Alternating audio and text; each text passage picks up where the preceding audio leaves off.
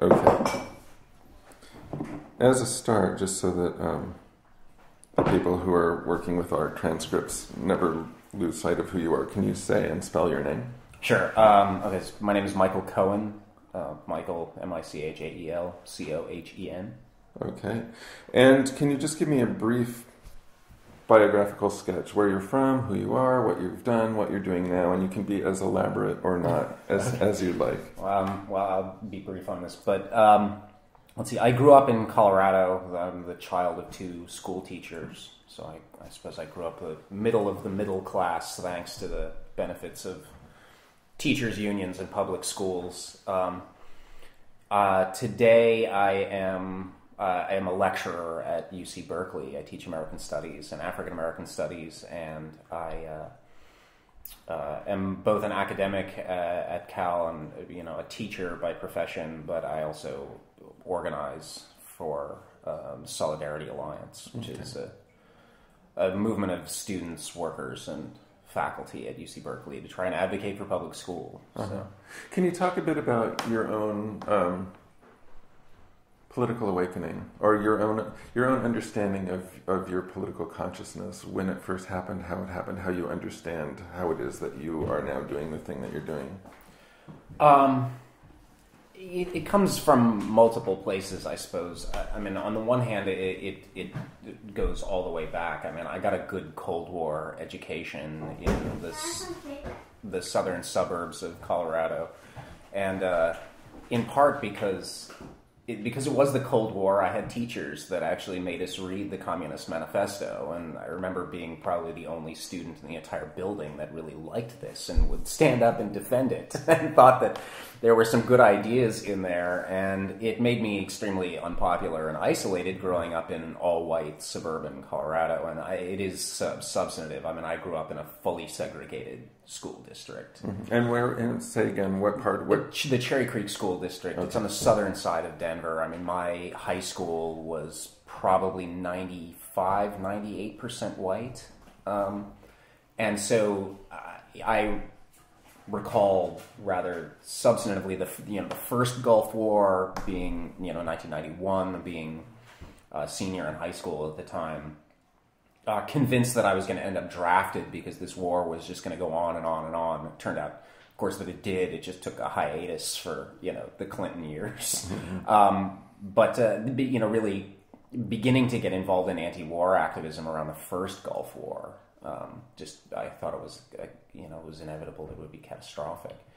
And then from there, I think things grew as I got more into pursuing an academic career. I think, I have to say that personally, seeing Howard Zinn come to the University of Colorado and give a talk about Columbus was a rather transformative moment. I think it fed me with the sense that A, I should read this book, The People's History of the United States, and B, that there's actually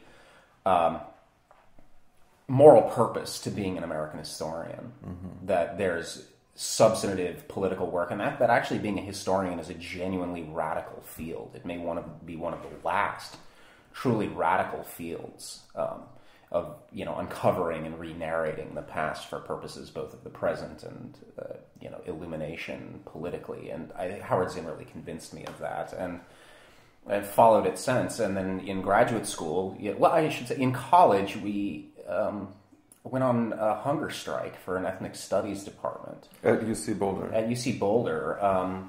When I was in college, and the University of Colorado at Boulder was also extremely white, highly kind of lacking in diversity, and for whatever reason, I mean, it turned out that most of my friends were a lot of the people of color on campus, and because I felt that our political sensibilities jived with one another. And then this opportunity came, and there was movements that was starting to grow towards building ethnic studies. Ward Churchill was there, rather explosive figure in his own right, and he and Evelyn Hudahart and a number of other people in the ethnic studies department. Manning Marable had actually left; he was there for a while.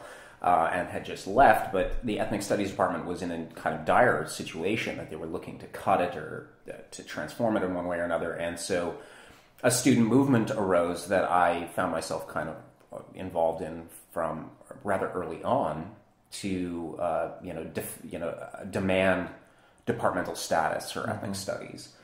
And it sounds, on one hand, it's very kind of internal academic politics, but it really was about multiculturalism. In the middle of the 1990s, the early 90s, that word was at the forefront of politics on campuses, and it had much more of a kind of radical edge to it than it has since then. But and so we were organizing rather aggressively towards a series of big actions around winning ethnic studies department at the University of Colorado. And it turned out that this tenure case kind of exploded in sociology around a Chicano sociologist that the chair of the department had said all these just ridiculously racist things.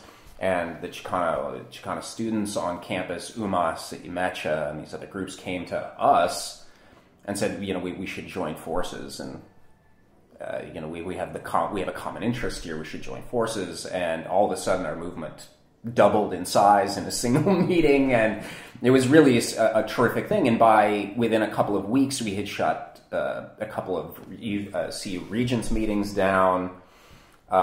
We were camping on the Central Quad, and then voted to go on a hunger strike.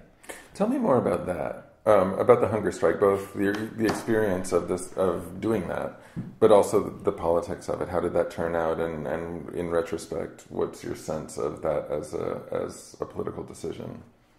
That's a good question. I will say personally, I was opposed to it. I did not want to go on a hunger strike. I thought that we should be doing something more aggressive. Honestly, I wanted to go occupy buildings. And I wanted to take over buildings and actually shut the campus down. And I was advocated for that position, because I thought it would be stronger, that we would get more of a response, even a kind of police response that I thought would draw the kind of attention that we needed. And I advocated for it in a very strong way. And I think a lot of the people who were originally attached to ethnic studies and were frankly probably overly inspired by Ward Churchill and his ideas. We were simply outvoted. I think we had a big meeting in which there were 40, 50, well, actually there was 60, 70 people sitting around in this huge room trying to decide what we were going to do.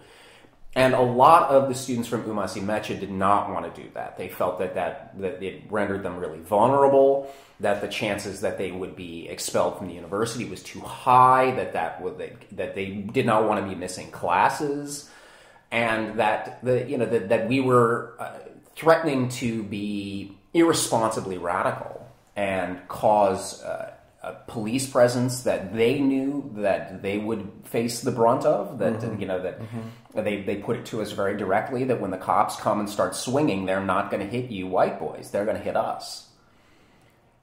And they're right, and we heard that, and I did not want to go on a hunger strike, but I was not going to, having been a sort of leader on one side of the movement, I was certainly not going to walk away because we disagreed on tactics. And we argued very openly and very directly, and we took a vote. And the hunger strike won, and it was a situation, though, where it was clear that everyone who was, we did have to decide, it was a procedural moment where we had to decide, well, how many of you are willing to go on a hunger strike? Okay, well, it was a difficult thing. So if you're going to vote, you have to be willing to go on the hunger strike, because we can't have people voting for a hunger strike that are not going to do this. Mm-hmm. So it's a very kind of complex moment, and it's any kind of student, and we were all just students, so we're really kind of reinventing the wheel as this goes on. And it's funny because I have seen this conversation, I have seen these meetings, I have seen these tactics discussed in exactly the same way at Cal, exactly the same way, the exact same scenarios, the same positions put forward, and it's one of those, I have to kind of hold my tongue and say, because I don't want to be the old man, we did this once, but it's still very kind of exciting, and so, and then we agreed, and there were 50 of us who started. And so how long did this action go on, and what was it like? Well, we had been active for about a month before that. We'd had a couple of rallies and marches and put the demands forward, and of what we were demanding, and that was all quite well elaborated. So this was clearly the movement existed and was growing, and the decision to go on a hunger strike was a deliberate act of escalation. And it turned out to be relatively well planned as it was. It came in the proper upward swing of things. And so we had been camping out on the main quad out in front of the library. And we were doing a number of direct action things. And my favorite, which was hijacking campus tours. This was my sort of specialty, was that we would hijack campus tours, and people would come by and say, the University of Colorado, and point out all the beautiful buildings. And then one of us would jump up on a rock and start haranguing the crowd about the lack of diversity on campus and how few students of color graduate, and that there is a real crisis on campus. And that got a lot of attention. They don't like it when you mess with their recruiting. So it turned out to be a lot of fun, but we got in trouble for that. But once we decided to go on a hunger strike, we had a march. We presented ourselves, at a sort of a large rally, and then we all camped out on Norland Quad. And so we were a permanent presence at the center of campus. We didn't quite go for the whole South African shantytown thing. That was not where we were at the time. But it turned out that it was very solid, very visible, and we were on a hunger strike for, I guess, 5.5, 6 days. And I mean, the funny story is that on our 4th day, all of a sudden people started becoming very concerned. The 4 days of solid attention gathering, and the president of the university, the first woman president of the University of Colorado, called us and said, we want to have a meeting. We're going to negotiate this. Okay, great. So who's our negotiating committee? We didn't have one. And we had to compose a negotiating committee out of people who had not eaten in 4.5, 5 days. And so when we met with the president, because I was on the negotiating committee when we met with the president, we were snappy, belligerent, hallucinating, loopy, all of the things that you're not supposed to be when you meet with the president of your university to decide the fate of an ethnic studies department. But I think what ended up happening was the president of the university was locked in a fight with right-wing forces that were coming down against her, because I don't think they liked that there's a woman president of the University of Colorado who cares about things like diversity. And at some point she lost the faith of the faculty as well. Was that later, or was that was later? Part of the same that was thing? After I left. I feel like that it was part of the same thing. I think that it was part of the same trend, in the sense that she saw an active student body that shared her goals, I think, on a basic level of diversity. And clearly, if we had been occupying buildings, she would have been our enemy. But as the tactics that we took, that I'm willing to, I disagreed with, but I was wrong, and I'm glad that I was wrong. She saw an active student body that would step up to defend her. And she was already under attack from a number of different angles. And so she saw an opportunity to do something that she already agreed with, that there was external pressure on behalf of, and she granted ethnic studies departmental status. And they then hired this guy from sociology who was being denied tenure. Oh, so that became the way to save his career. Because they loved him. He did, his name was Esteban Flores, and he did research on Chicana health, public health standards, and rates of cancer and other diseases in these communities, particularly in Denver. And it was doing very kind of hands-on research and scholarship that had a kind of health advocacy angle. And I think the sociology department was all very theory and didn't want people out in the field, let alone doing racial politics. And so ethnic studies did want this, and everything kind of came together. I mean, we won. We won an ethnic studies department. The president congratulated us profusely and thanked us. And then, ethnic studies got its department. We all graduated, and people who were defeated came back and crushed her, forced her out. They eventually fired Ward Churchill. And now there's a chair of conservative thought and practice at the University of Colorado, because presumably all the rest of the faculty are a bunch of leftist radicals, which is not true. I didn't quite see it that way when you were striking. No, certainly not. How important was that whole experience in your own development, I guess is what I'll say, as an activist, as an organizer, as someone who sees your intellectual work tied up very much with a kind of political work?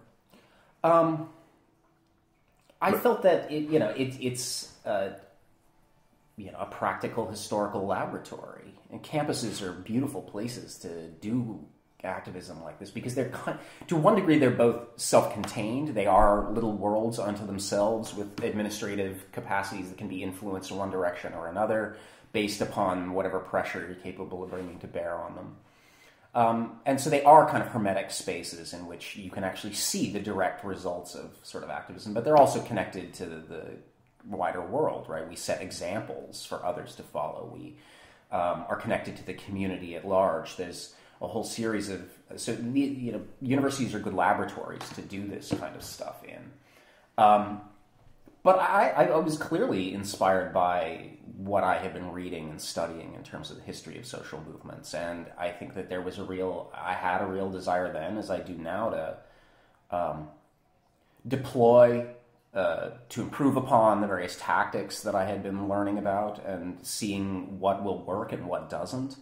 How to talk to people to convince them that it's actually worth their time to engage in social justice activism. And there's part of that is a historical experience to say, well, this is what's happened in the past. This is why you enjoy the certain rights that we do have because of these movements that have happened in the past. And that we are capable of making our own history.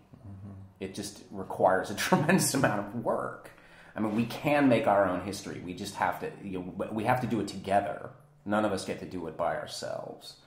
And I was certainly inspired by what I had learned from Howard Zinn, from Ward Churchill, from a number of people as an undergraduate, and that's really only grown since then. But I mean, I think it did push me clearly into the work I did as a graduate student, and that I do now, which is around social movements and culture in particular. Right.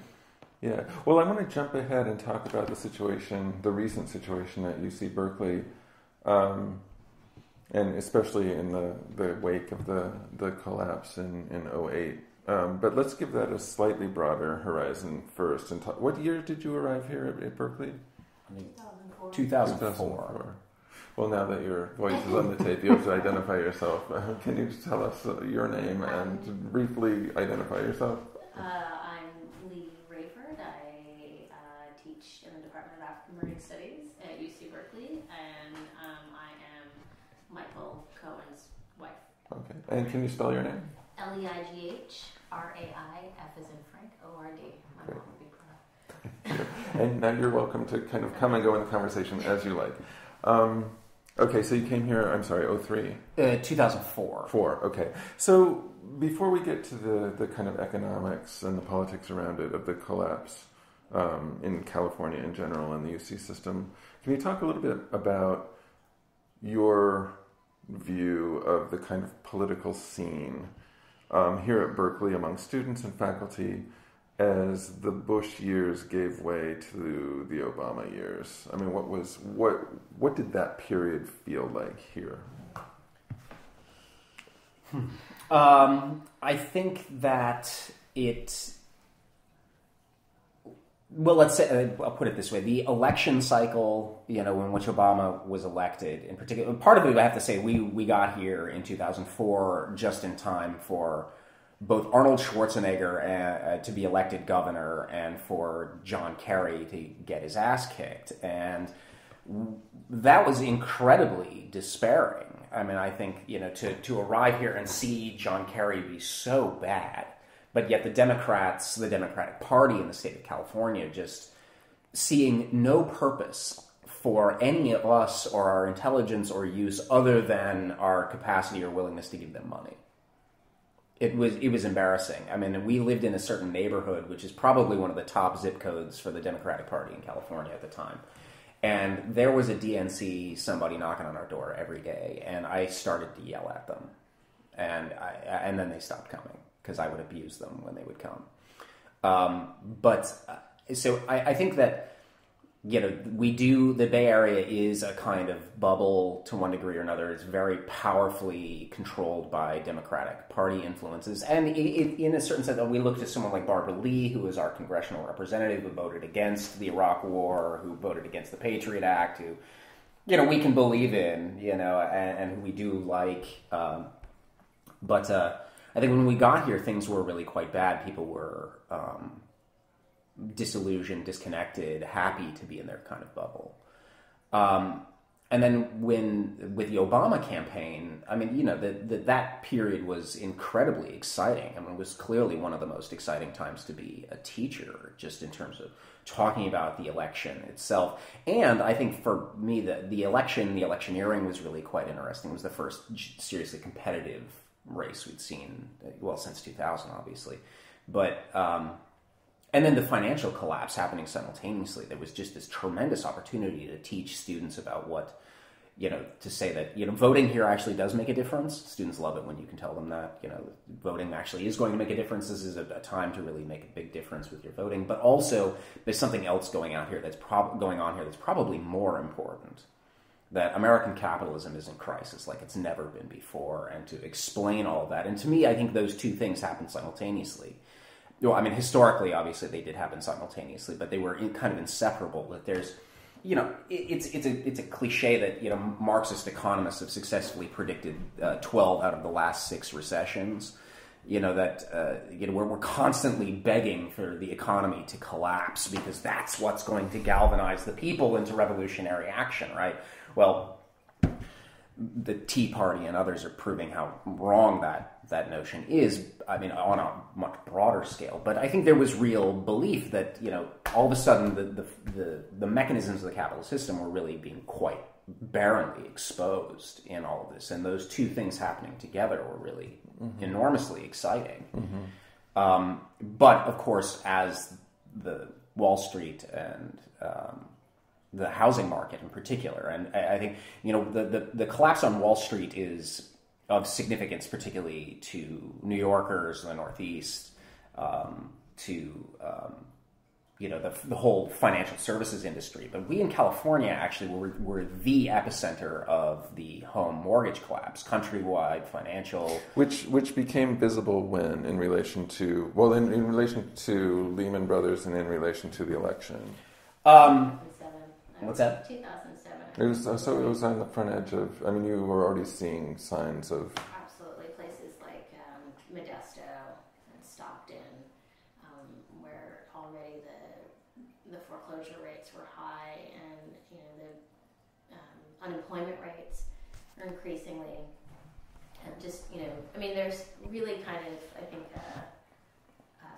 a sense of anxiety around 2007. But I also want to point out too that I think when we arrived, even as the state was clearly in transition and kind of growing crisis, there is one of the things that really struck me when we arrived was how different Berkeley, the town, is from Berkeley, the university. That the concerns that motivate residents of the city of Berkeley are not the concerns of the people on the Hill at all. I think we always refer to it as the progressive mystique of Berkeley, that it's an incredibly conservative campus, both kind of in terms of its scholarship, but I think also politically to a certain extent, and for many faculty, an unwillingness to see that their work has ramifications or implications outside of the classroom or outside of academic journals, unless they're doing kind of maybe energy policy work, or if you're Robert Reich, right? But I think that was really, for me, it was really frustrating to be in a place that has such a long history of activism, that is full of so many progressive folks, that to find that our community of people, the community that we really immersed ourselves in, are full of you know, many youth and environmental activists, but who aren't connected to the university, and the university was not really interested in being connected to them either. And so I think there was I felt that kind of build up to Obama to the 2008 election was and the kind of the crisis, the economic crisis, were often seen as that in some ways that we were insulated. We could remain insulated as the flagship institution of the University of California, and that we didn't, and of course, and isn't it great that there's this African American, this black man running for president, but this, and this is, and we should congratulate ourselves for it, even though the university does not reflect any of those kinds of, racial hopes. So I guess I would just want to say that even as California is sort of falling apart from the time we got here, I feel like the university didn't get the memo until 2008. 2008. And can you talk? Oh, I'm sorry. I just want to follow up on. So just to kind of sketch out from the anxiety in 07 that you're describing up to now, can you describe the different ways that you actually see the crisis here? If you're not reading the paper, if you're just walking around, but what did you see in 07? What have you seen over the months? I mean, one is just briefly what I was going to say. When we first got here in 2004 was the peak of the housing bubble. Right. And we're meeting all of the parents of the kids that are, so our children started at the public schools when we got here. My daughter started in kindergarten when we first arrived, and my son started preschool. And all the other parents, we called it the cult of the remodeled kitchen. No one could talk about anything other than real estate. Right. Buying, selling homes, cashing in the equity on your home to get whatever the hell kind of new countertop you wanted. And these are, supposed to be progressive, forward-thinking Berkeley people who were absolutely obsessed with the irrational exuberance. And they hated me because I would sit at all the potlucks and be like, you're fucked. Like, this is all going to come crashing down. You know that, right? Oh, no, not at all. Like, my adjustable rate mortgage will never, spike. Well, so we saw that turn really quite dramatically. And this is one of those things where there's no honor in being right because, nobody wants to be like, you're miserable and being foreclosed on and I told you so. That's not cool. And, I don't take any pride in that, but it's true. I mean, like, we stood outside of that having just arrived here with a loan guarantee from the university. They attract new faculty here with a loan guarantee for, what was it, $500,000? $500,000 was not going to buy you anything in Berkeley. Coming from North Carolina, we thought we were flush. Yeah. Mm-hmm. We were going to buy a McMansion. No problem coming from North Carolina, but we got here and we're priced out of the market within 3-4 weeks. Things were growing so rapidly. So, I mean, in part, like, that conversation has completely changed. Mm-hmm. But the other is that, I mean, 2006, 2007, we started seeing students drop out of school because their parents' homes are being foreclosed on, that they can't afford to be in college anymore. They have to leave and make money for their parents. And you try and say, well, look, you're going to be worth that much more. A Berkeley degree is valuable. You'll be worth that much more if you just stay and finish. And we lost most of those arguments with them. I mean, I've had that conversation with dozens of students that I have to drop out of the university because my parents are being foreclosed on, and they overwhelmingly were students of color from the Central Valley. Mm-hmm. So in that sense, I mean, that's a practical thing. The upper middle class of Berkeley no longer brags about their countertops, but the working class students, the first generation college students at Cal, are gone or disappearing very rapidly. And tell me, I mean, in one sense, it's a very short span of time, but given the calamity that we've just lived through or are living through, there's quite a distance between 2008 and 2010. Mm-hmm. Can you actually see a difference in the student body? Absolutely. Now, I mean, in order to explain that in detail, it would require a fair amount of background about what has actually happened at the university, because in part last year was the full confrontation with the fiscal crisis of the state of California.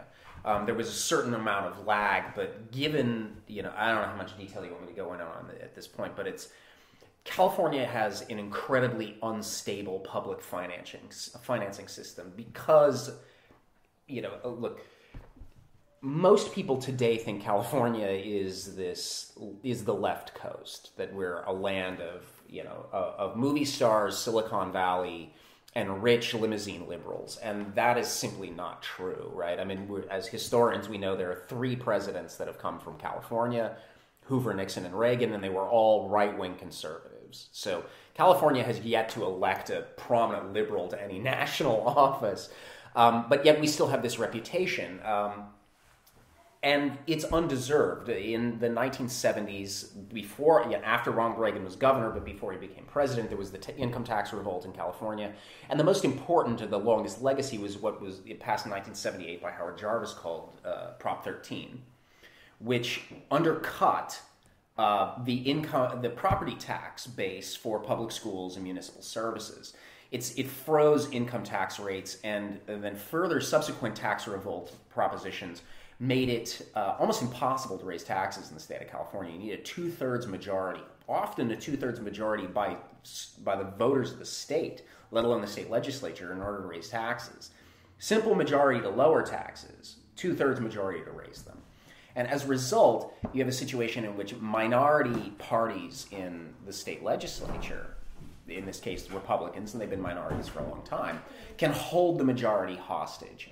And the state of California in the 1970s had, there was a Supreme Court ruling that said that the public education had to be pooled and distributed equally in terms of funding, so that you wouldn't have rich schools and poor schools across neighborhoods. And the response to that, to the state, the courts saying we need equality in public schools from interior to coast, north to south. And the response of the people of the state of California was to pass Prop 13, which meant there would be no income to share at all. So given the taxation structure, the imbalance of the taxation structure in California, every time there's a recession in the state or in the country, the state of California goes broke and has to enter into severe austerity conditions. So this happened in the early 1980s in California. This happened in the early 1990s in California. It happened in 2000 after the dot-com bubble burst, and it's happening now. And with each recovery, you get fewer and fewer jobs being created, less and less wealth being created, that the stratification between the coast and the interior gets greater. And so we're in a condition in California where rich people and corporations pay very, very little tax. Poor people pay very, very little tax, but people like myself or others who are recently arrived here or trying to be middle class, trying to send their kids to college, are just utterly squeezed. Mm-hmm. So that's the crisis of not just us as young faculty at the University of California, but the vast majority of our students as well, who are being squeezed in this. So last year, austerity finally really descended upon the University of California, and the state legislature, which is broken in all kinds of ways. California is at this point all but ungovernable. The state legislature is broken in all sorts of ways. They cut $800 million out of public higher education financing. That's $600 million, and much of that came out of the UC budget. Mm-hmm. And so the University of California has to decide what to do, and their first move was, among many, but one of their first moves was to grant the newly hired president of the university, Mark Yudof, who had previously been the austerity-generating president of the University of Texas at Austin and the University of Minnesota, was then brought in by the UC Regents to come to the University of California, and the Regents then voted him emergency powers. So the state of exception has been declared in California so that he can tackle the budget crisis. Shared governance, the faculty senates and others that are supposed to have a say in the sovereignty of the university, is all thrown out. And the first thing that they inaugurated was mass round of layoffs for the lowest wage workers on campus: janitors, food service people, maintenance staff. furloughs for faculty, so just a straight pay cut for faculty, and then a proposition of a 32% fee increase for undergraduates. Just to clarify, the furlough was across the board. It wasn't. Right. It wasn't Every just, faculty. It was every faculty and staff. Well, the difference was that the faculty at Berkeley in particular. This is true largely across the UC, but Berkeley in particular have no representational. They have no contract. They have no representation. The faculty at Santa Cruz has a union, so they did not face furloughs. And the other employees at UC, the janitors, the clerical technical staff, librarians, lecturers and others who actually have union contracts resisted and fought back against some of the furloughs. Now, the furloughs then the university ended up fighting with the unions, and they didn't face furloughs. They faced temporary layoffs. So they just say, you don't work over Christmas, so we're not paying you. And so it ended up being exactly the furlough. So it turns out to be a contractual dispute. But the faculty don't have a contract at the university, so they couldn't contest it in any way. So faculty furloughs go across the board, right? The other thing, too, is that staff, while faculty are eligible for merit increases every couple of years, the majority of staff have not had any sort of merit increase I know in our department, the staff haven't had merit increases for the last 4 or 6 years as well. So, so they were also facing cuts on an already stagnant pay scale. So, yeah, I mean, it was very clear, like, what was happening here is it was a direct act of impoverishing the employees of the University of California. And, I mean, you couldn't make this up, because every time the regents would vote to cut, layoffs or cut salaries or something, they would then vote to increase the salaries of UC's vast cadre of high-level administrators and others. The president of the University of California, Mark Yudof, makes $800,000 a year, lives in an $11 million home that is paid for by the university, and he's firing janitors who are already making minimum wage, right? And there were all kinds of research done that in the last 30 years at the University of California system, we're talking 10 campuses here, huge system, right? There's been faculty hires over the 30 years, the number of faculty have increased about 17%. In the same time, the rate of administrative growth has been 300%. Now, student fees have grown some 3,000% in that time. This is one of those things that I think it has to be remembered, was that in the 1960s, California had the finest public education system in the world. It was the envy of the world. When Mario Savio and Bettina Abfecker were leading the free speech movement at the University of California at Berkeley, tuition was free. It was free. It was the finest university in the country, and it had no tuition. Now, we have so lost that. Today, Berkeley, costs $12,000 a year in tuition, and then you've got to live in this city, so a lot of our students are paying essentially $30,000 a year to go to Berkeley. And it's utterly unsustainable for many of them. And we see, one of the grave disappointments in Obama is that he's out there touting the largest expansion in the student loan programs in American history. Well, it's bollocks. Like, that's just another, that's just a giveaway to banks. Like, the students, we don't need students going more deeper and deeper into debt. So what do we see? You asked, the question was, what have we seen from 2008 to 2010? I think we see despair setting in amongst the students. We see that every time they raise student fees, and I keep in mind, like, this 32% fee increase was what drove all of the kind of real radicalization on campus. But what we see are, every time student fees go up, students have to get outside jobs.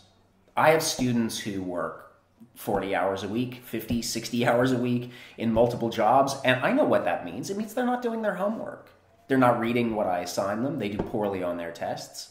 and they become less and less interested in things like history, literature, culture, and are more and more interested in whatever it is that they can do that is going to get them a job so they can pay off $100,000 worth of loans. Right, and probably less and less convinced that the UC education is really going to get them anywhere.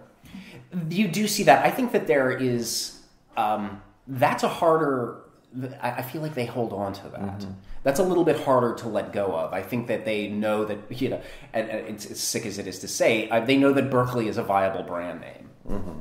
And that it will serve them well. And I tell them this, it's true, that a Berkeley degree is valuable. And it's not, it hasn't necessarily diminished in value. The problem is you're living in a state that is experiencing structural adjustment austerity program right now through a political crisis, not an economic one, a political crisis. I mean, economic crisis is real, but this is a problem of politics. Mm-hmm. This state could raise taxes and needs to raise taxes and could still have the finest public education system in the world.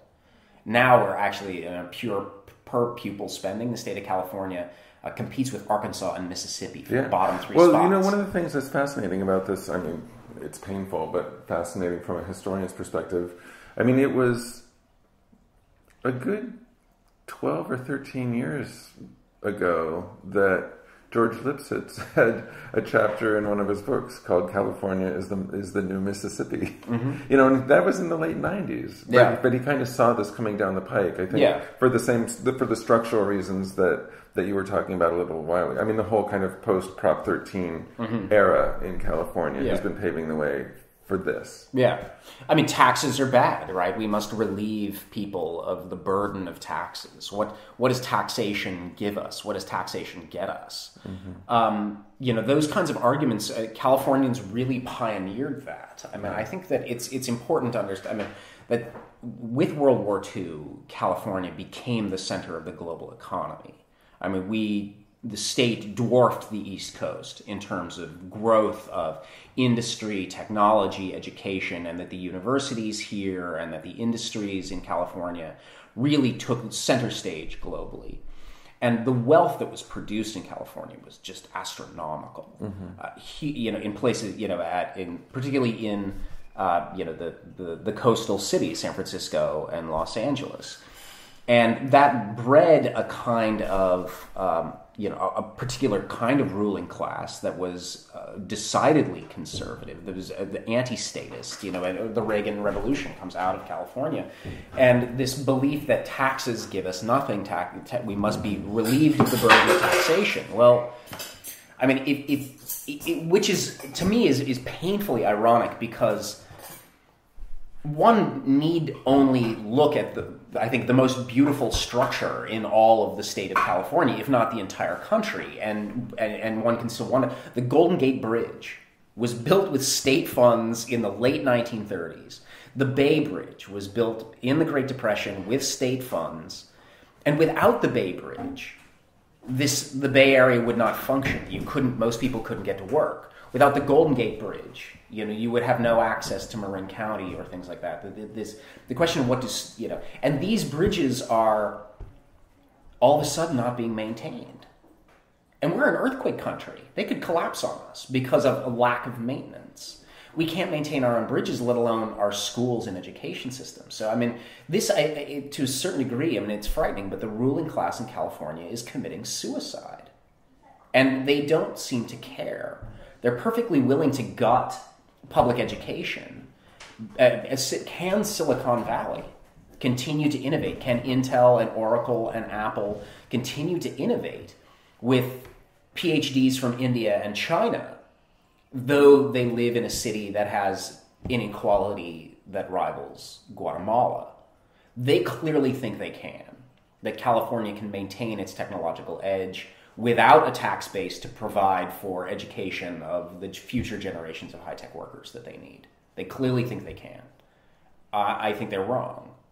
But, this is, you see it in, you see it in the Central Valley, you see it in the city of San Francisco. I mean, the level of inequality that we're all facing is really enormous. And and the evidence of it is, that this is the rich are getting richer and the poor are getting poorer, is that the great vehicle of class transformation in American life, public universities, are in such dire conditions.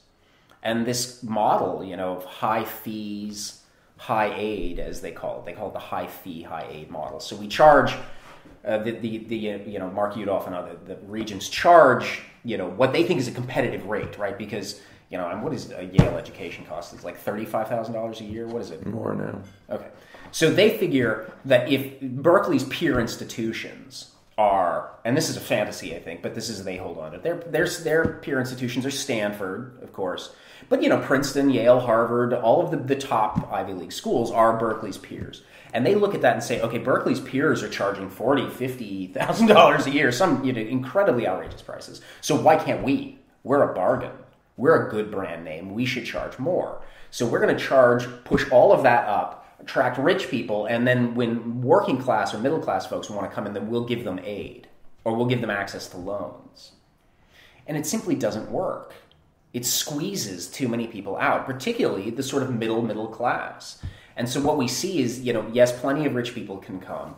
And a lot of low-income people are actually being brought in because there is aid to bring low-income people in. And that's good. That must be maintained. Transfer students from community colleges. That has to be maintained. Are those rates still fairly high? People coming from two-year colleges? Yes. It's the Especially last... for students of color. Yes. It's the last most important vestige of actual democracy in the UC system. I think it's really very important. And I think I can say that my favorite students, most of them are transfer students. I think it's a fascinating thing. I wish they did it in the Ivy League. It's a great thing. But what we see is that middle class just winnowing away and getting smaller and smaller and smaller. So every student that comes to my office saying I have to drop out because my parents have been foreclosed on, that's one more person falling out of the middle class and into the swelling rates of poverty in California. Right. Can you talk a bit about then the genesis of the activism on campus that came out of this crisis? Yes. The crisis is a long time coming. There have been much kind of preparation for it. The unions on campus have had a long history here, but in terms of really talking a cycle that's only been just over a year and a half now. But I think part of it, at least it's the big upsweep of a mass social movement started last year in the summertime, when Mark Yudof essentially seized emergency powers and started making these huge declarations of what was going to happen: layoffs, furloughs, fee increases. And the faculty actually got quite up in arms, both about being furloughed, but also what they saw, I think, as a kind of slight to their somewhat imaginary sovereignty powers through shared governance. There's a longer story about the actuality of power and shared governance, but let's just treat it as almost exclusively symbolic. Mm-hmm. It was a blow, though, because faculty senates on the UC campuses, they think they're important, and in some cases they really are. And this was just pushing them aside, saying that this guy, the president, now has all this power. And so the faculty got up in arms and started getting angry, and started organizing and writing and talking to each other. And there came a moment in which a small group of faculty decided, this group came together and they were going to call themselves Save the University. And a small, and these were, 24 of the kind of reliable liberal left professors on campus. Really not a huge number, but, from social sciences and humanities overwhelmingly. People like Dick Walker, Ananya Roy, Tim Clark, a number of other, Wendy Brown, a number of other really, important people. And they began to organize, and a small subgroup decided that this was only going to work if we talked to people other than faculty. And so I joined up with a number of other professors, in particular a poet named Lynn Haginian, who teaches the English department. And we had a meeting in which I met a lot of these folks and I was asked by Colleen Leigh, who is a kind of key figure in all of this, very much a key figure in all of this, to go see if I could talk to these people about how faculty and the unions could start having a conversation, because that was something I thought I could broker. And so we met, and there were about 8 or 10 of us, and said, okay, so we're all going to have another meeting in which we'll go out and talk to all these different groups, and we'll bring everybody together at this place and time. And so I said, okay, this is something I can do. And I spent the next 2 weeks, and I went to all of the UC Union Coalition meetings. I went to a half dozen student meetings. I went to lecturers' meetings and librarians' meetings, and I said, there's a faculty drive here to try and build something to oppose these cuts. And the response was just immediate. Like, my God, the faculty are awake. They're willing to do something. All right, great, let's go. And so we brought all these people together, and our next meeting had 80 people in it. And not just individuals, but like the heads of all of the campus unions and their professional staff, the heads of the largest pre-existing student movements, in particular the Student Political Party, CalServe, which actually, they're a political party. They run for ASUC offices, but they understand themselves as a social justice movement, and they've been born of the anti-apartheid struggles. So, I mean, we were looking for student leaders. We went straight to them. We figured, you all know what's going on. You're the multiracial student group here. We brought them on board, identified student leaders almost immediately, and we had a large group all of a sudden. So we declared ourselves the Solidarity Alliance, and we were a union of unions, faculty, and students, and that we were going to figure out what to do. We were going to talk to each other and begin to guide ourselves towards, either a strike or a big public protest. From there, things grew incredibly quickly. A faculty petition got circulated demanding a walkout for September 24th, 2009. That turns out to have been something of a sham that got released when it wasn't supposed to, but we didn't really care. We saw this, jumped on it, and officially said, we're gonna have a walkout on the 24th of September. And we put this out there and said the Solidarity Alliance is going to sponsor a walkout on the 24th. And that just, it exploded. More conversation. It was one of those cases where there's no such thing as bad press, right? Even if the faculty are talking about this because they hate it and think it's a terrible idea, it draws people out to step up and defend it, right? And so all of a sudden it just starts to grow and starts to grow. And we're identifying more and more student leaders. They're slowly, because they had their agendas initially, and they start to turn those agendas around to the budget cuts issues. There was a regents meeting somewhere in the middle, right before classes started, in which they put on the docket. I mean, this is, when you have an enemy that really helps you organize, it's just a terrific thing. And Mark Yudof was the best possible enemy. He's just such a doofus. But they put on the regents put on the docket that they were going to increase student fees 32%. And that they're going to debate it, and then they'll vote on approving it, and then there would be later a vote in November where they would actually vote to approve a student. So it's like the sort of Damocles is hanging over all of these students, a 32% fee increase. That's pretty easy to mobilize students around, and so it grew and grew and grew, and then we called for this walkout on September 24th, which Berkeley is the only UC on the semester system, which hit us right in the middle of, it was essentially one full month in. Now, September 24th is the first day of class on all of the UCs with the quarter system. Right. So we organized, the Solidarity Alliance then organized a rally for the 24th of September. And we organized a teach-in the night before, which was absolutely massive, huge. We got the faculty put their best people forward, brilliant talks, really breaking down the nature of the crisis, really educating the students about what was going on. And then we had the rally the next day was our job to plan. Solidarity Alliance planned it. We recruited the speakers. We got the venue, and it's one of those great things about being at the University of California at Berkeley. And the progressive mystique is real. It is a very conservative faculty, particularly because it's so dominated by the sciences. But yet we have this legacy. And so we could occupy the Mario Savio steps of Sproul Hall and have this incredible stage laid out for us.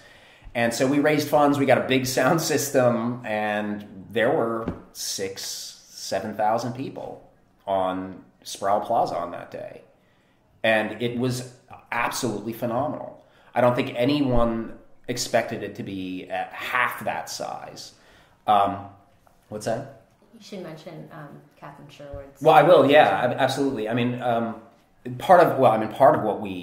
one of the great resources that we had was this an artist who is in art practice named Catherine Sherwood, who's been with us like from the get-go, and she was determined to create the most stunning visual spectacle she could create. She really wanted this to be photographed well, and so made all of these amazing banners, these suffragette banners on poles that hang, and then these 4-foot high letters in orange and black that said "Save the University," and then got a bunch of her students snuck up onto the top of a building, completely illegally dangling off the side, and took all of these photographs from the best possible position that they had practiced the night before. Right? I mean, the level of set design and staging was really quite extraordinary. And it came off beautifully. The photographs were, we were on CNN. There were helicopters filming us. We were on the front page of the New York Times. It was amazing. The visual spectacle of it was incredible. And then the people that we got to, Tim Clark, TJ Clark was our lead speaker, and he was phenomenal. I mean, just this angry harangue that really set the tone and got everyone incredibly energized. And then we marched through the streets of Berkeley, and it was really a beautiful thing. I mean, I had an official role. I'm running the stage. I'm working as fast as I can to just make sure that this thing comes off. I mean, it's like a theater job practically. But once we started to march, and the level of planning from all sorts of students on every level that had come together through a few new organizations, a few established ones to bring this thing together was really quite extraordinary. And that this moment happened when the march stepped off the campus and onto the streets, and this pulse kind of came through this crowd that by then was probably a half mile long, just of real excitement. And there was, in that march, there were union people who had been doing this their whole lives, who had tears in their eyes. They'd never seen anything quite as moving, and they thought they would never see it again. Old 60s heads who thought they would never see anything like this again. And then there were just armies of students who had never participated in any kind of collective action at all, had never protested anything, probably showed up on the steps of Sproul because they were trying to get to class, or because their class had been canceled, or because they figured, well, I went to Berkeley and this is what you're supposed to do. But in the course of being in that march, really learned something, really felt something that they had never seen or felt before. Mm-hmm. And I mean, it was a huge, huge success. I mean, it was the largest rally on the UC campus since the Vietnam War. Mm-hmm. So it's been just over a year ago. Yeah. How would you describe the kind of before and after of that event in terms of the politics? I know which way the state is going, but in terms of politics on campus and the kinds of discussions that are possible. Yeah, well there's a lot in between. Yeah, that's what I was going to say. I think it's really important that's actually to think of September 24th not as a culmination, but really as the beginning mm-hmm. of what turned out to be a really intense, political, active year on campus that, 2 months later, a month later, there was a statewide conference on campus around pre-K through university educators. The following month, there was what we called the Open University, which was a week of don't close the university, open it up, classes, holding talks in various locations, and that week ended with the Wheeler occupation. Well, there's a further 3-day strike. A further 3-day strike, right? And then the Wheeler occupation, which ended up on Friday, November 20th, brought out 1,000 students, and there were riots on campus.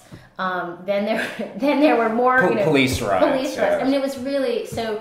It grew and grew. It just and grew and grew, and so I think and the year ended with a hunger strike. Mm-hmm.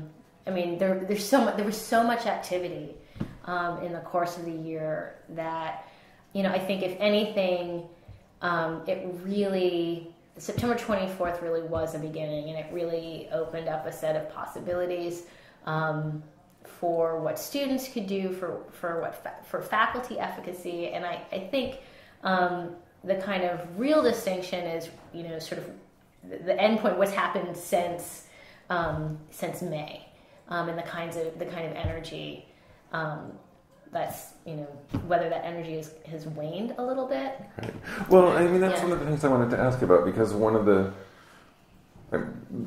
reasons, not the only reason, but one of the reasons why campuses tend to be kind of conservative in certain ways is that between the constant student turnover on the one hand and the 3-month break that is always coming around the clock on the other, it's very hard to sustain anything from May to September. And I was curious how that works out in this instance. Well, I think that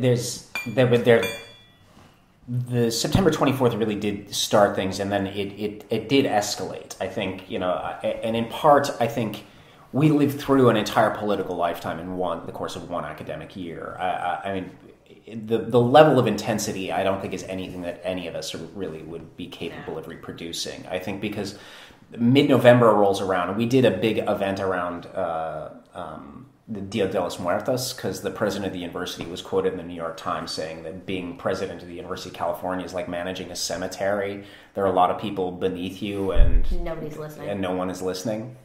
So, of course, and that was published in the New York Times the day after the rally, the September 24th rally, right? So, of course, so if he's the manager of a cemetery, then what are we? We're the dead. So we did the Day of the Dead. And then we did, then there was a 3-day strike. And part of what makes September 24th work and what made November work is that actually one of the unions did go on strike. There were actual union picket lines. Professors refused to cross picket lines. So there was, that gave us legal muscle. I mention that because the unions are exhausted now. They have been beaten into submission. Their people are quitting. They're being laid off in huge droves. The unions are incapable of fighting the layoffs.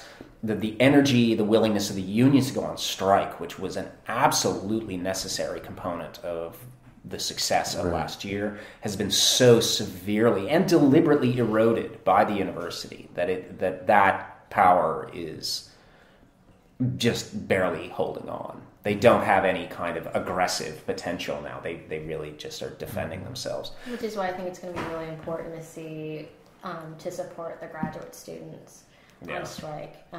Because I think there's also, I think part of that loss of energy is that people don't, it's easy to kind of fold the conditions to naturalize them, right? And just say, well, this is just how it is, and we can pay the extra $1,200 a year, and and we can work with fewer staff and fewer amenities. And I think what a graduate student strike will demonstrate is how fundamentally dependent this university is on cheap labor, right? And so I think it's going to be really, and I think again also for the undergraduates, for them to see how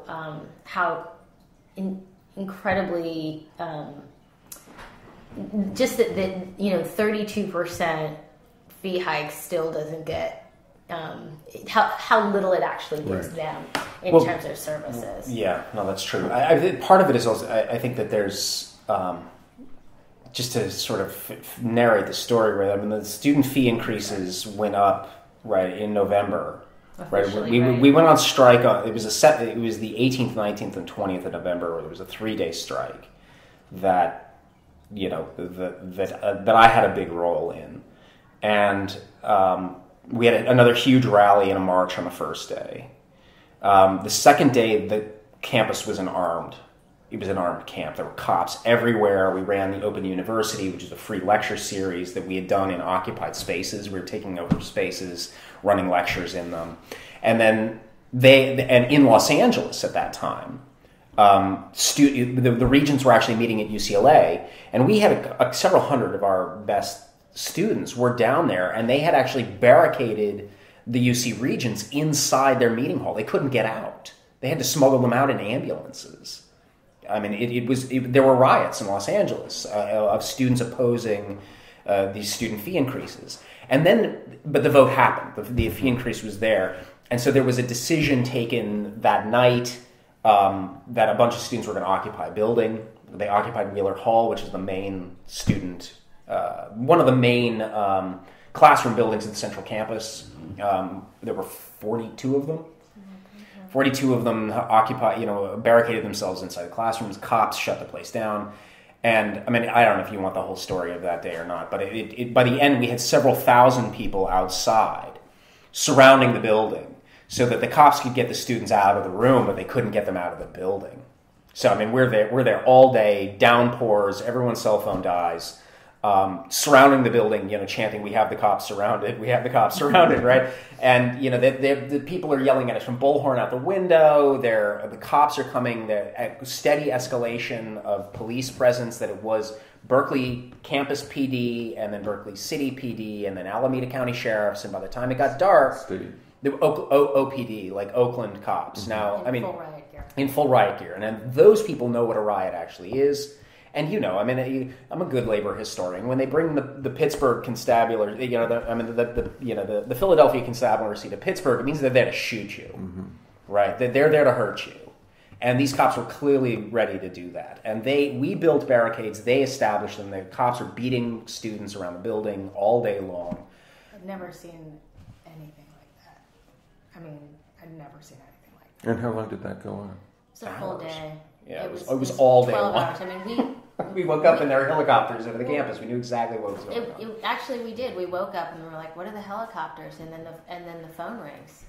And they're like, get up here now, Michael, Leigh, we need you up there. Get up here, we need you. And you had just taken the kids to school. Yeah. And so this is 8 o'clock in the morning, and it wasn't finished until 8 or 9 that night. But yeah, one of the longest days of my life. I mean, I've never. I just, I know it's naive to say, but I never imagined that I would work in a place where that would be militarized, that I would see violence like that I would see, cops, bludgeoning students with police sticks. And, it was, frankly, I feel really a little traumatized by it. I think a lot of students feel really traumatized by that day. Mm-hmm. What was the immediate outcome of that day?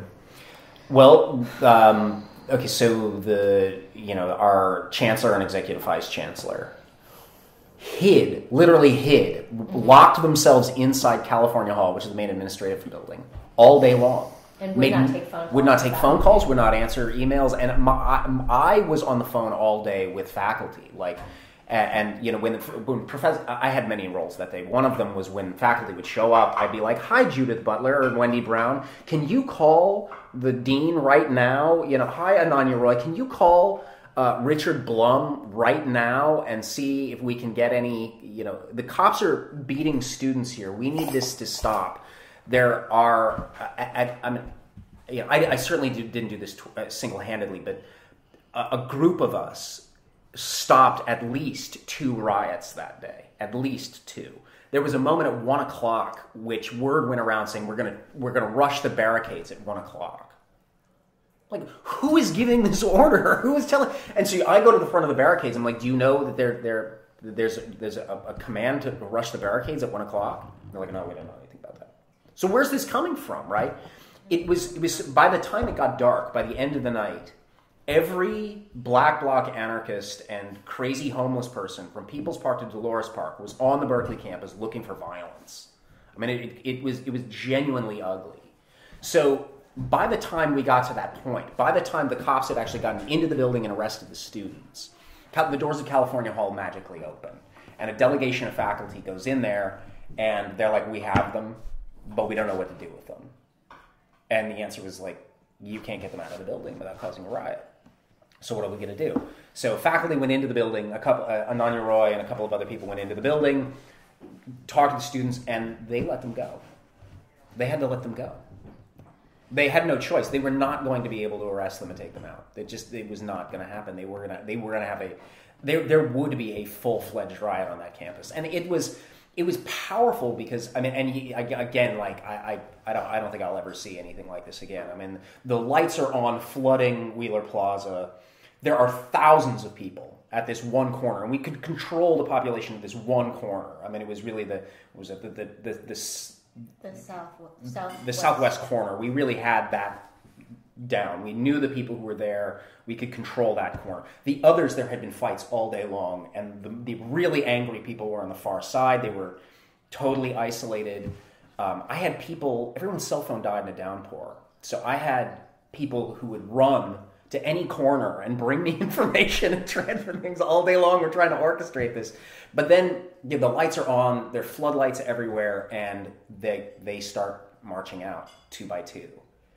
And, I'm yelling through a bullhorn to the crowd saying, they're letting our people out. They're letting our people out. We need to just stay chill. They're coming, and all of a sudden, it's like, well, what about the demands? We've made demands. What about the demands? Demands. There was never a conversation about the demands. All of this. So there's a lot.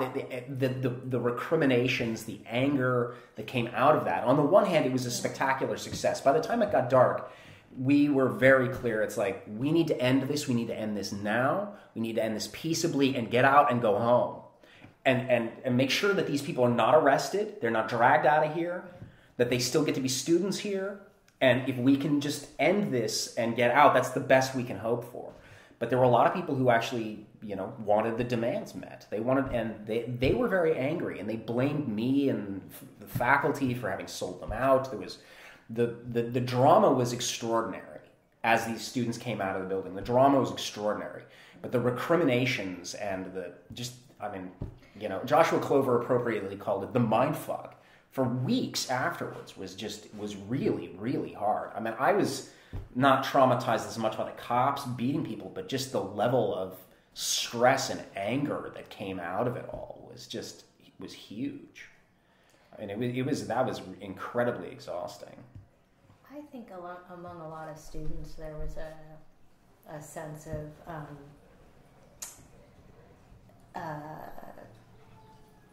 what little value the administration actually held for their bodies, and how willing the administration was to push this group of students outside of a protected category of students, right? So that they were outside agitated, right? I mean, like all of the kinds of things that happen, right, in social movements. But they weren't students; they were outside agitators. They weren't, right. There was the debacle up at the president's house or the chancellor's house of when some students broke some of his potted plants out front. Oh, this is the chancellor's house. The chancellor's. This was later, but yeah. This was in December, but this. And I think it really it created. I mean, there was just kind of this language of the need to protect university property. That here were these students who were fundamentally, and not just the people inside who were occupying Wheeler, right, but the students who were the folks who were standing outside, even just trying to figure out what the hell was going on, right? That kind of, you'll take our money, but again, what do we get in return for this? we get beat over the get head. truncheons. Yeah. We get a month later, students were arrested in the middle of the night in what had been a sanctioned, a UC sanctioned kind of occupation.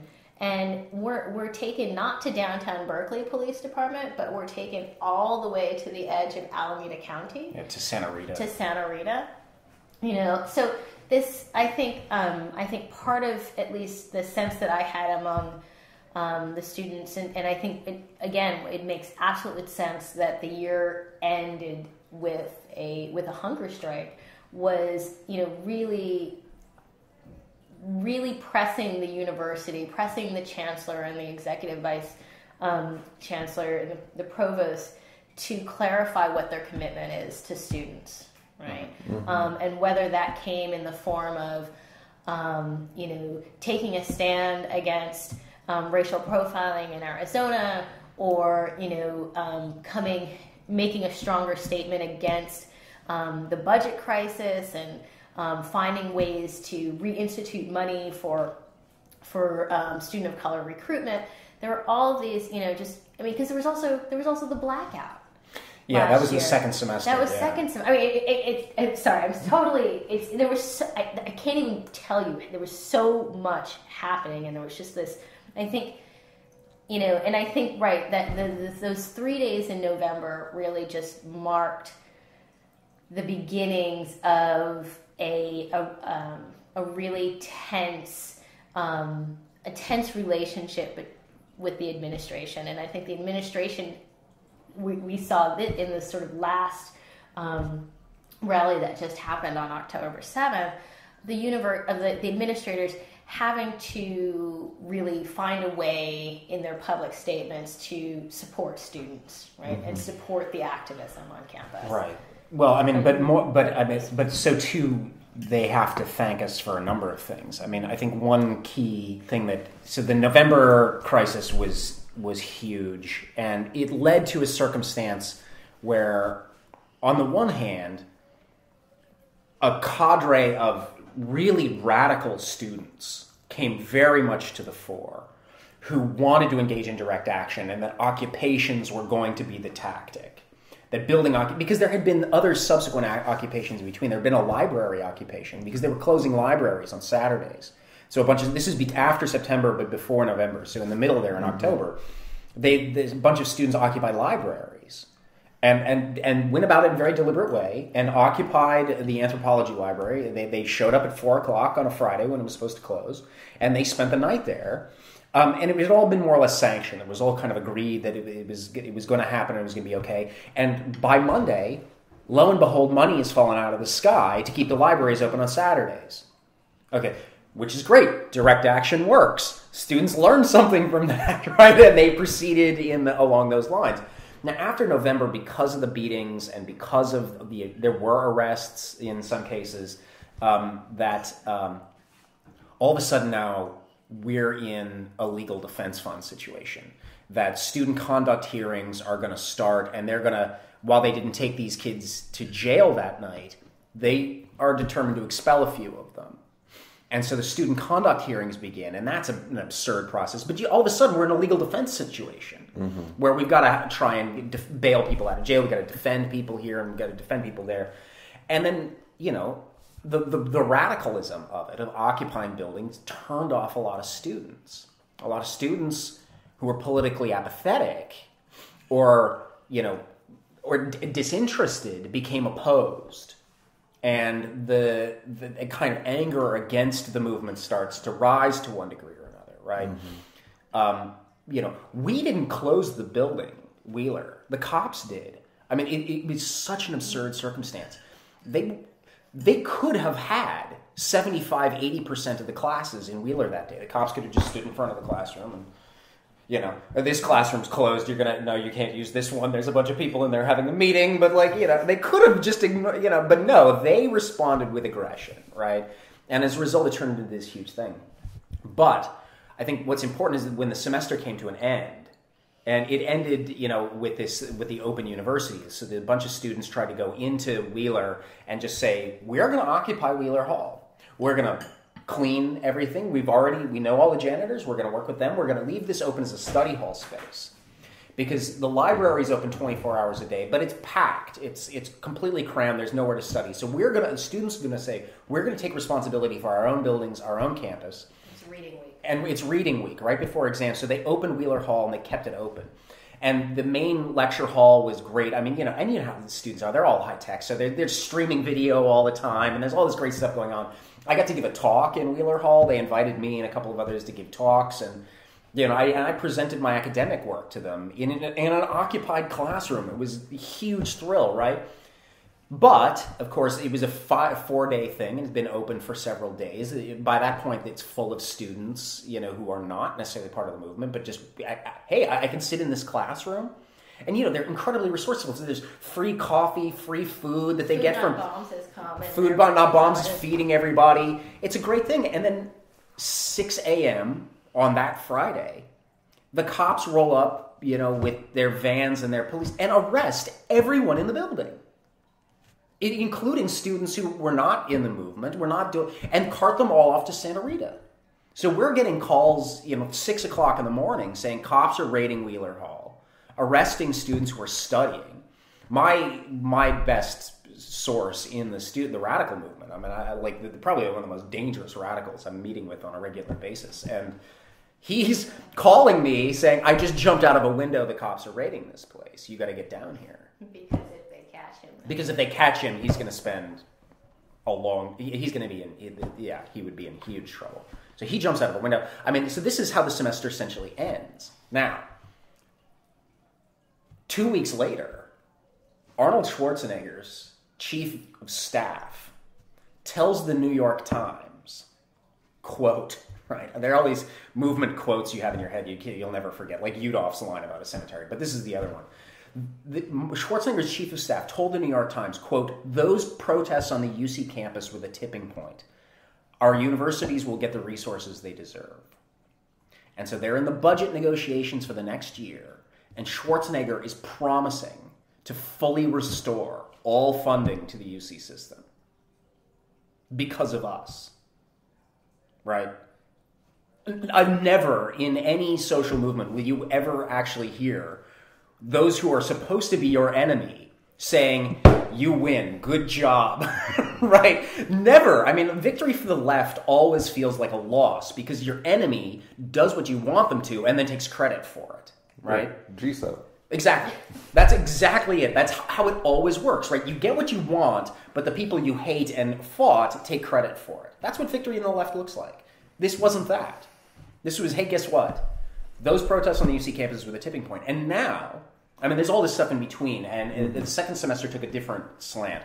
I think largely because the students of color organizations really came to the fore. Mm-hmm. And so there were racist incidents at UC San Diego and African-American students at Berkeley. I was down there for some of that. Really? Wow.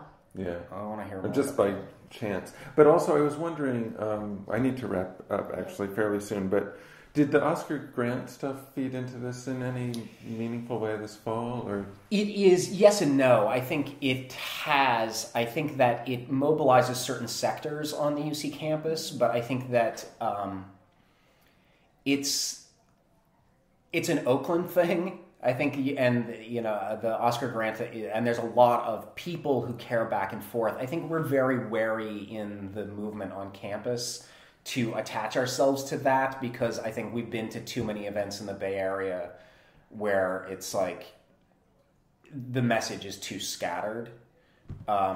It's a hugely important case, but in terms of advocating for public education, mm-hmm. we kind of cordon ourselves off to that one issue. Mm-hmm. Now, individual activists are very work back and forth, most certainly, and we have solidarity for them, but like we don't.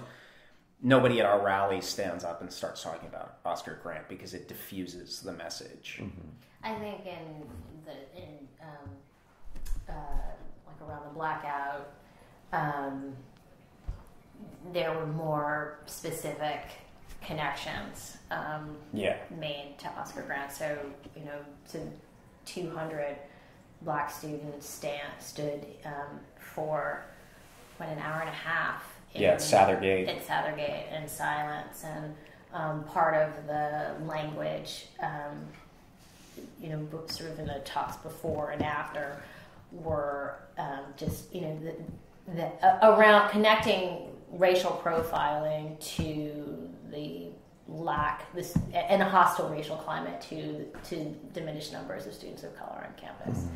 But again, just to reiterate, I don't think there's a lot of specific connectivity.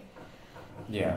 I mean, a lot of individual activities, and there were riots in Oakland during the same sort of time period around Oscar Grant, and that is, actually there have been connections facilitated between the Oscar Grant case and the unions. In particular, the ILWU is going to have an Oscar Grant protest on November 1st.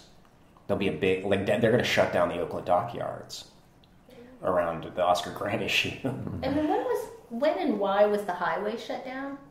That was March 4th. Right, that was March 4th. Okay. That was March 4th. So, October 24th, we had a huge conference in Berkeley that we mentioned, that we organized. I didn't necessarily do it, but other people that I worked with did. And we had 800 people come from all over the state, and we set March 4th as a statewide day of action. And so the spring semester was dedicated to that. We took, 400 faculty to Sacramento, to protest in Sacramento. Not just faculty, but staff and students. Yeah, so we organized buses and brought a lot of people. Buses. Yeah, so we brought a lot of people up to Sacramento, and then on the Berkeley campus, students marched to downtown Oakland where they met a bunch of other people, and then several hundred students and others, anarchists generally is the way they were identified, but there were a number of students as well, got onto the 880 freeway with flares. They were planning on doing this. They knew what they were doing, and they shut down the 880 freeway for 2.5, 3 hours.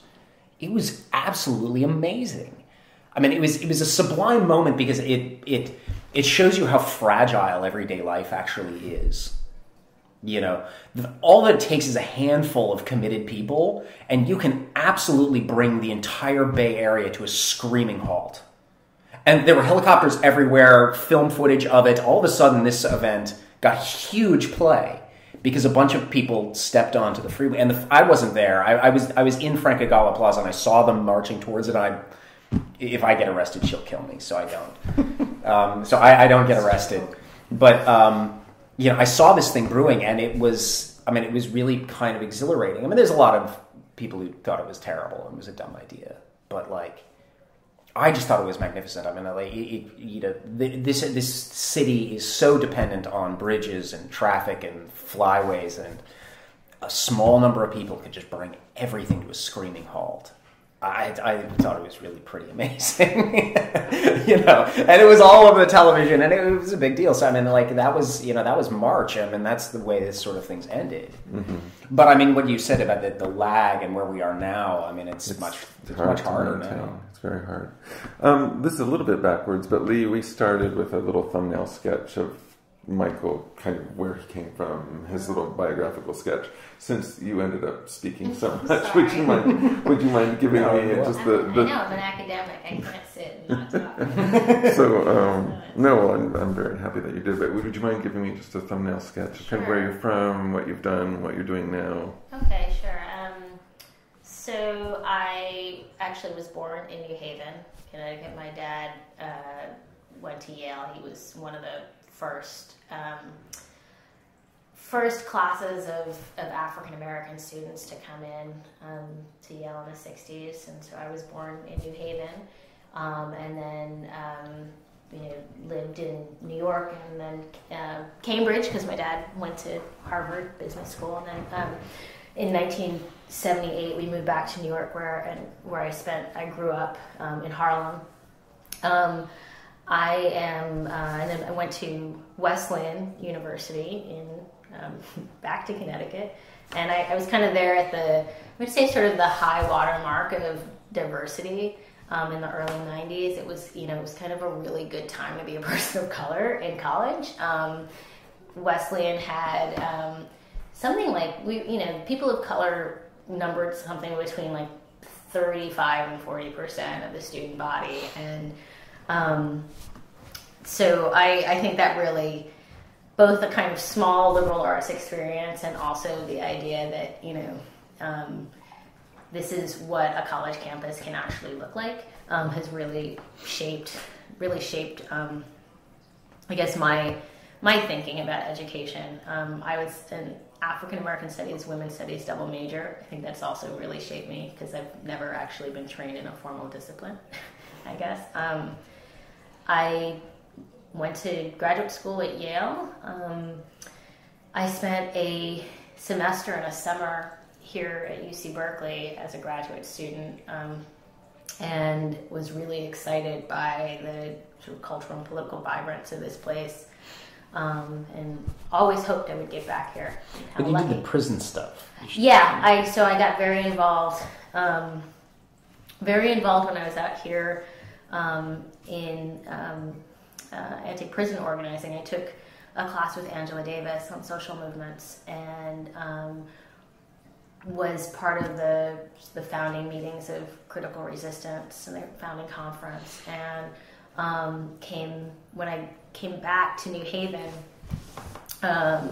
Robert Perkinson and I started Critical Resistance New Haven, and we saw it as a way to kind of be a kind of clearinghouse for all of the both police justice and prison justice work that was happening at the time, and so that was I did a lot of that, and then I got pregnant, and things changed a little bit, and then we were in New Haven, and then we moved to North Carolina for 2 years and was at Duke. And when I got the job here in 2003, we moved here in 2004, it was really the first time I'd ever been in a public school. Even the high school that I went to in New York, the elementary and high school that I went to in New York City, it's public ostensibly, but it's a specialized magnet school. It's Hunter College High School. That's where I went to school. So that doesn't really quite count as public. So coming to UC Berkeley, it was the first time that I'd really been in a place for any sustained period that was this big. There are 32,000 students here that had so many faculty that already had limited resources, right? And sort of it became very clear to me. At Duke, there was always money flowing and always people coming in and out, and how that actually creates conditions for people to produce certain kinds of work, innovative work, and also I think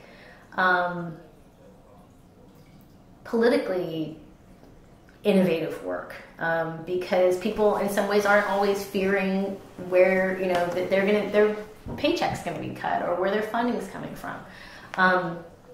So that's so coming here has been a little bit of I guess after 7 years I should say it's not as much of a shock anymore, but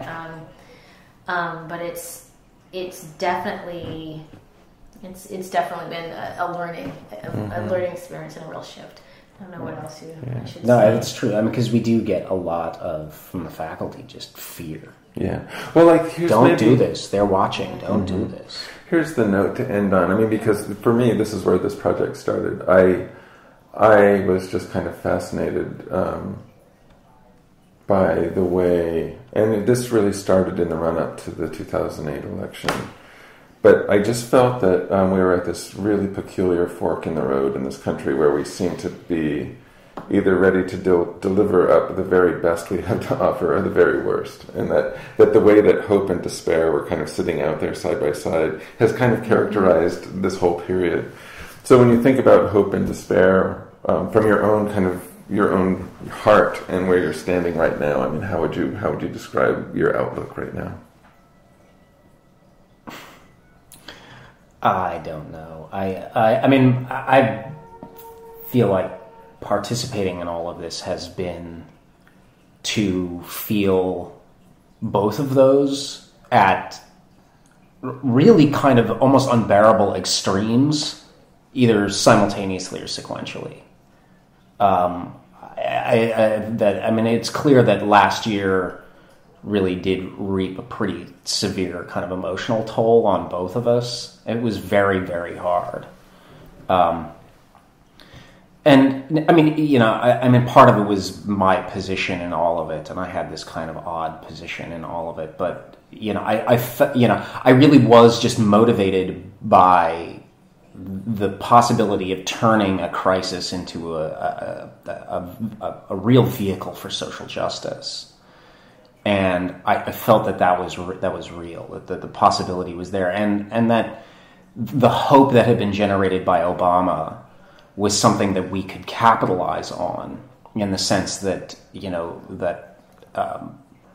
that we could make Obama be progressive, that he wasn't doing it on his own, he's not doing it on his own, and that we can make him, and that. But at the same time, and I think so, it was very much motivated by this hope that we have to continue, that it can't just, the movement that put Obama into office can't just be something that ends at the ballot box and dies on Inauguration Day, that it had to continue. But the other was, I mean, really genuinely born of that, pessimism of the intellect, which says, that neoliberalism has gone so far that there's so little left to privatize that Berkeley, the steps of Sproul Plaza, may yet be, that's the last stand to one degree or another. That this is the last stand, and that if we can't defend this institution from privatization, there will be nothing left. And so that comes from, that position, and I think it's both true and it's rhetorically powerful. Because, you tell students, and the students really want to believe that this is the finest public institution in the world. They hear that over and over and over again, and they want to believe that. But what is this public in the finest public institution? What does that mean? At what point does it cease to be public, and it becomes just a mediocre, overpriced, elite institution, right? And so the despair found in that we were once this great place and now are being privatized and hollowed out from the interior, that the wrong values are now coming to dominate this place. So, I mean, I feel like I experience both, an almost unbearable equality. Yeah. I don't know. I mean, I think what sort of excited me a lot too about Obama's election was that the hope was not about the fact that people, voted for him. But I was really excited that he came out of a particular generational moment and a set of forces, right, that created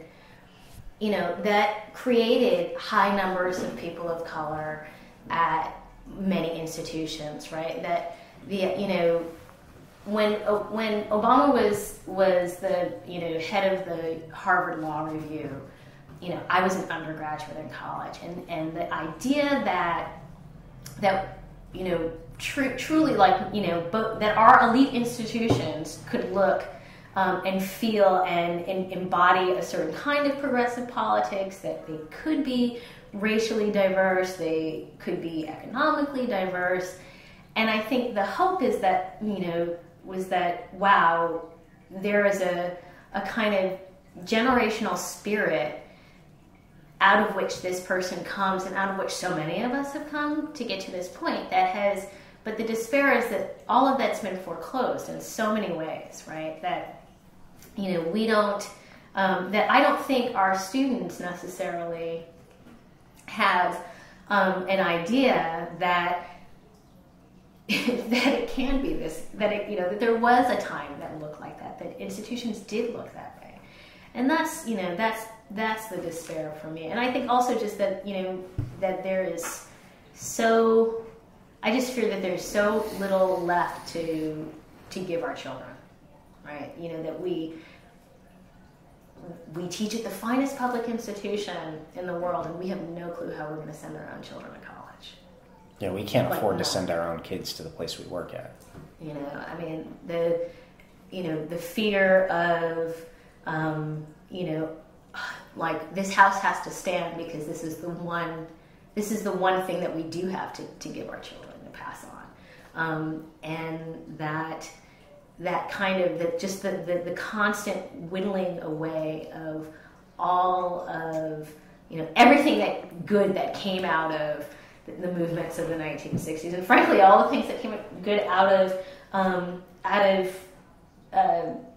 FDR's, the progressive era. Right. Yeah. So that's the despair, and I think 2008 feels really far away. Yeah, it feels really far away. Well, thank you both. Thanks.